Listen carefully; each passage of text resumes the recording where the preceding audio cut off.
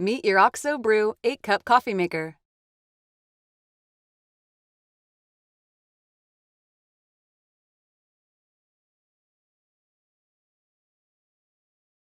Here's how to start. Plug in your coffee maker.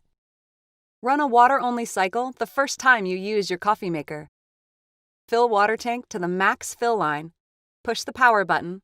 Then, push the 5 to 8 cups brew button to start. Here's how to brew coffee into the carafe. Start by sliding the switch all the way to the right to select carafe. Snap the brew basket into place, ensuring the handle is down. Then, place a large paper coffee filter into the brew basket. Add medium ground coffee. Close the lid. Add filtered water to the water tank using the measurement markings to fill to the desired level. Never use distilled water. Your coffee maker will use all of the water in the tank for every brew cycle.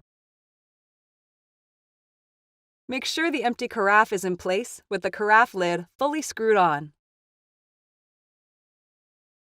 To begin brewing, press the power button. Then, press the 2 to 4 cup or the 5 to 8 cup brew button. When brewing's complete, your coffee maker will chime, and the brew button light will turn off. The power light will remain on for 15 minutes after brewing is complete. Here's how to brew directly into your coffee cup.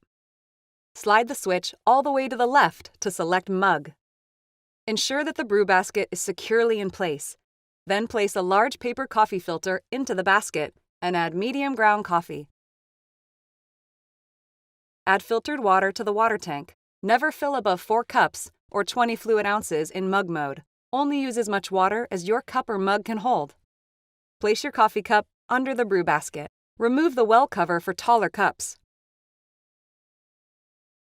Or turn the well cover over for shorter cups. To begin brewing, press the power button. Then press the 2 to 4 cup brew button.